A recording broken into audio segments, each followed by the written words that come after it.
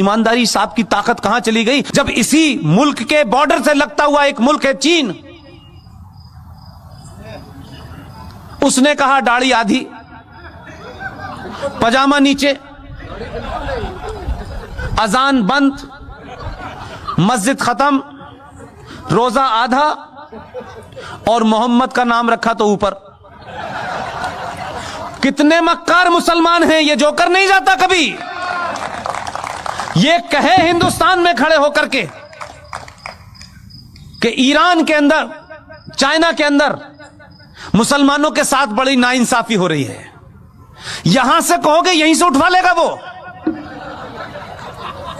एक लफ्ज नहीं बोले। आपको जवाब देना आना चाहिए। ये जो ताकतें हैं जिन्होंने इस देश में हिंदू मुस्लिम भाईचारे की आड़ में इस देश को मुसलमानों ने खोखला कर दिया। केरला बन गया, कोई मुसलमान नहीं बोला।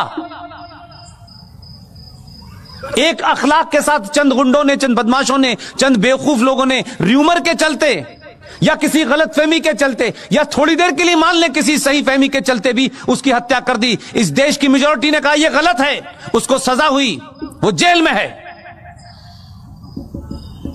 बेईमान मुसलमानों, मक्कार, कितने बौने और कितने छोटे हो तुमने क्या किया? 5.5 लाख कश्मीरी हिंदू पंडितों को, जहां मुसलमानों का राज था, आपने उनकी पूजा पद्धति के कारण मस्जिदों और कुरान का सहारा लिया। 5.5 लाख कश्मीरी हिंदू पंडितों को अपनी ही धरती से मार के भगा दिया।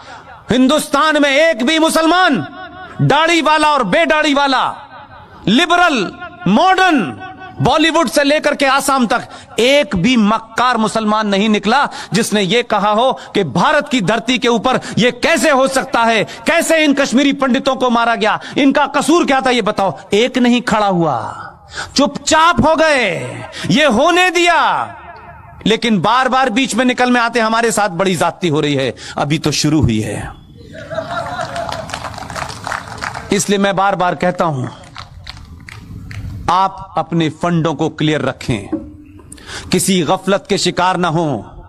ये जो इस्लामिक आतंकवाद इस देश में है, जिसे कॉन्स्टिट्यूशनली, सोशली, पॉलिटिकली इस देश में बढ़ावा दिया गया है, ये जो घर वापसी आप कहते हैं, घर वापसी तो होनी चाहिए, लेकिन ये वो घर वाली वापसी जिसमें आप बिजी हो, उसमें मैं बिजी नहीं हूं।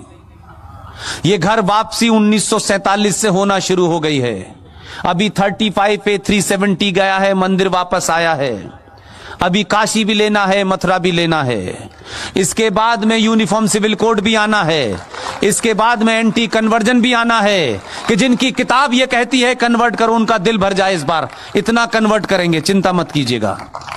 इसलिए आने वाले दिनों में बहुत सारे बिल तैयार हैं। इसलिए मैंने आपसे कहा, चुनाव के हार जीत से कोई फर्क नहीं पड़ता है। चुनाव हार जाएं, लेकिन राष्ट्र नहीं हारना चाहिए।